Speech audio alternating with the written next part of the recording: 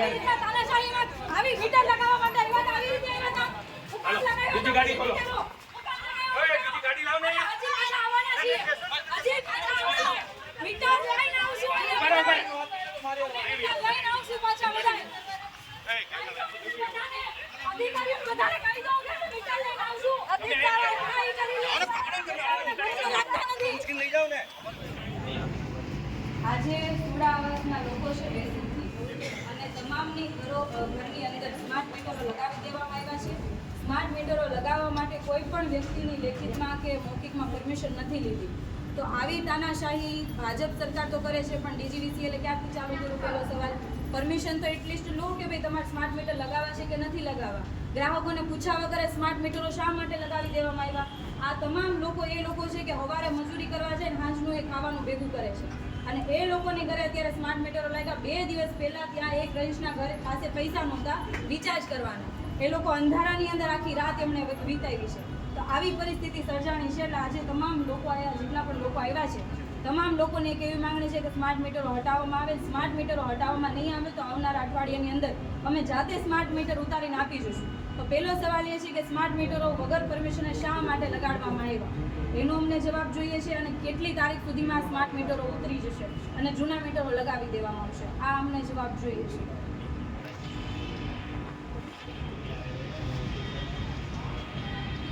રજૂઆત તો બરાબર છે, પણ પહોંચાડ્યા તમારી જે લાગણીને માગણી છે લાગણી વાત સાચી છે. જે સ્માર્ટ મીટર લાગ્યા પણ છે એના માટે આ બધી જે રજૂઆતો છે તમારે અગાઉ પણ તમે આવ્યા હતા જે બધી તરફથી રજૂઆતો મળી એના માટે જે કંઈ નિર્ણય લેવાનો હશે એ પણ લોકોને હું એટલી તો ખાતરી અમે આપી દઈએ છીએ કે એવી કોઈ તકલીફ નહીં પડે. અમે તમારી સાથે છીએ અને સાથે રહીને જ આમાં કંઈ પણ અમે કરશું. તો એટલે એવી કોઈ અડચણ નહીં પડે કે તમારો પાવર બંધ થઈ જાય કે વધારે બિલ આવે કે એવું કંઈ કરશે તો તમારે એની જો કોઈ ગેરસમજ છે પણ દૂર થશે. અને જે તમારી લાગણી માંગણી છે એને અમે ઉપર પહોંચાડશું પણ ખરા. અને એમાં તમને બધાને આભાર એવી નથી કે કોઈ તકલીફ તમને નહીં પડે એના માટે. તકલીફ હાલમાં પડી રહી છે તો એનું શું? તમારી જે રજૂઆત છે પેલી આપો તો અમે એ પણ અમે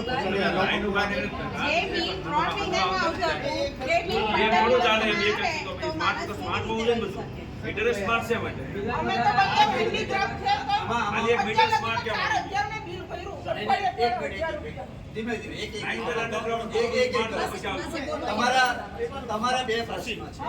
પહેલો પ્રશ્ન એ હેન્ડીક્રાફ્ટ બે માણસ છે દર અઠવાડિયે 1000 રૂપિયા બિલ 2 મહિના મારું 1500 2000 ની અંદર આવતું હતું. બદલે અમે 4000 રૂપિયા પહેલા અત્યારે લગ્યું. ઓકે, ચાલો તમારા પ્રશ્નનો હું જવાબ આપું. બરાબર છે કે તમારું જે મીટર છે, બરાબર છે, આપણે તમારું જે મીટર નવું લાગ્યું છે અને તમારું જૂનું મીટર આપણે ત્યાં લગાવી દઈએ અને બંનેના માપ આપણે તમે 15 દિવસ જુઓ.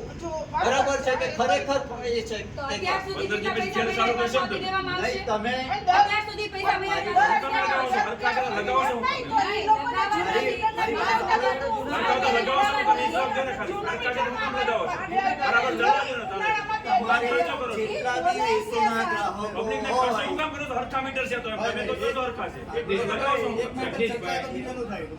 મીટરો જો તમને જો એવું લાગતું હોય કે જૂના મીટરો નવા મીટરો ફાસ્ટ છે તો જેટલી બી અરજી હોય એટલા તમે જૂના મીટર લગાવી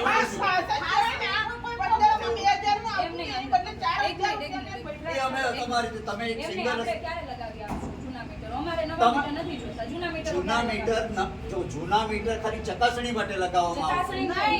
તમે પેલા સાંભળો, તમે સાંસદના ઘરે લગાડ્યા મીટર, લગાડ્યા ધારાસભ્યના ઘરે લગાડ્યા, ત્યાંના કોર્પોરેટરોના ઘરે લગાડ્યા, તો ન્યા નથી લગાડ્યા તો ગરીબ આવાસ મોકમ લગાડ્યા અને કોને પૂછીને લગાડ્યા? બરાબર વાત. ભારત માતા કી જય.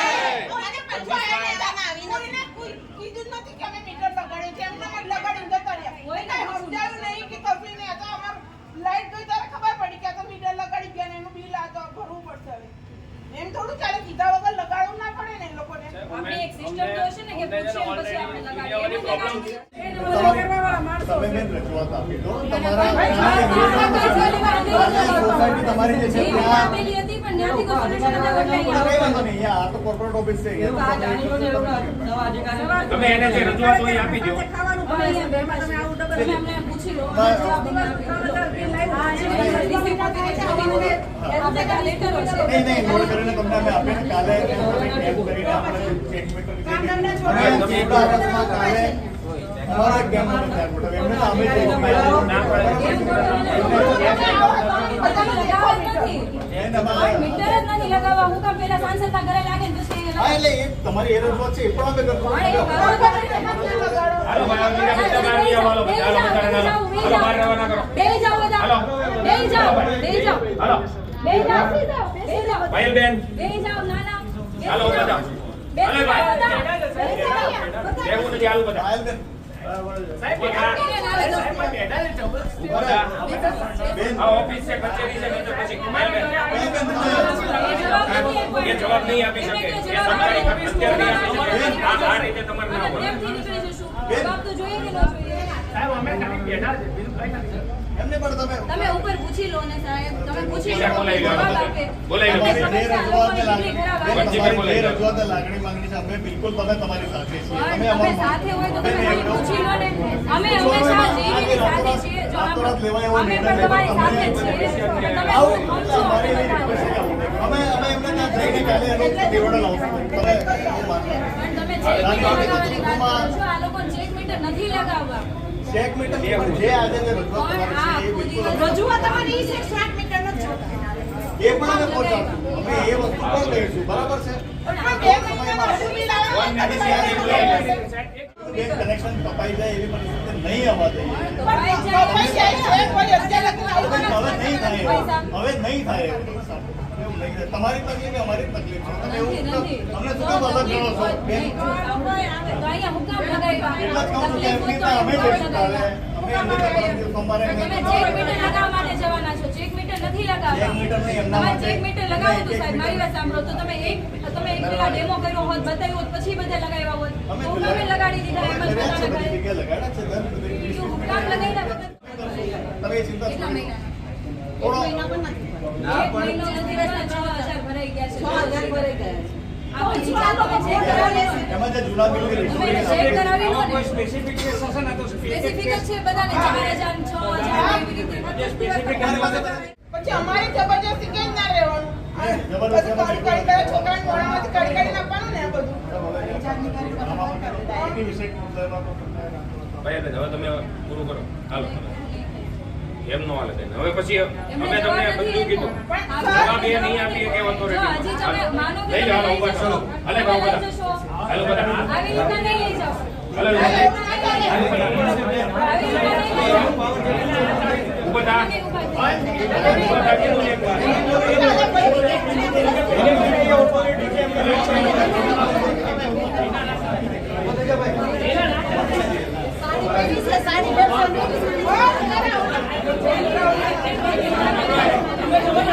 આવું થોડું કરાય જબરજસ્તી.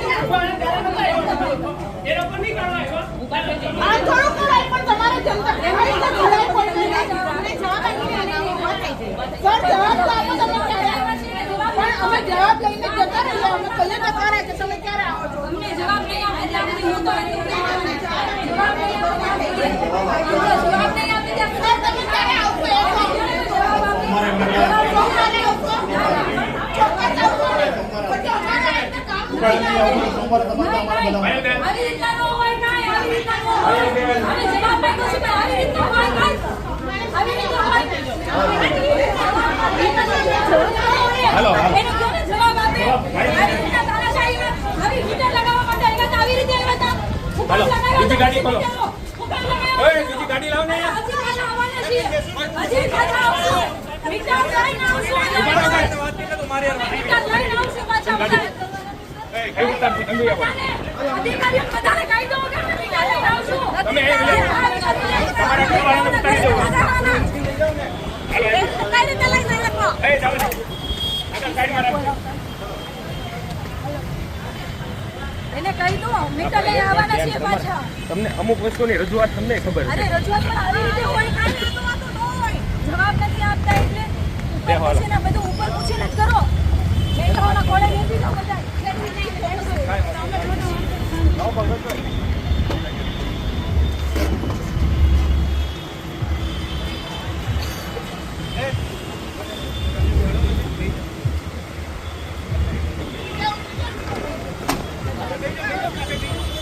બેઠા ભલે બેઠા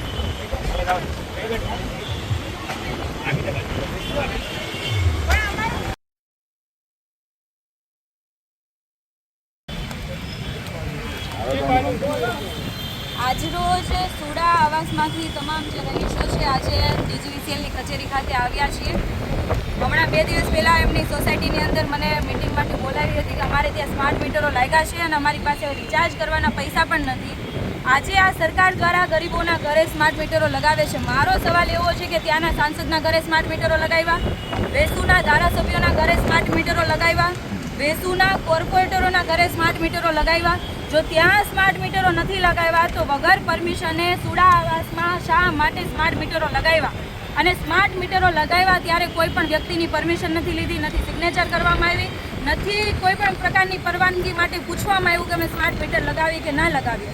તો આ એક તાનાશાહીની હદ છે. ગ્રાહકોને પૂછ્યા વગર જ જો સ્માર્ટ મીટર આવી રીતના લગાવી દેવામાં આવશે તો પછી આજે આ વીજ કચેરી અમે તમામ જે રહીશો છે એમને સાથે રાખીને આજે લેટર જે વાંધા અરજી છે આપવા આવ્યા છીએ કે તાત્કાલિક ધોરણે આ સ્માર્ટ મીટરો હટાવવામાં આવે. જો સ્માર્ટ મીટરો હટાવવામાં નહીં આવે તો આવનારા અઠવાડિયાની અંદર એ સ્માર્ટ મીટરો લઈને તમામ રહીશો અહીંયા પાછા આવશે, સ્માર્ટ મીટરો જાતે કાઢીને આવશે.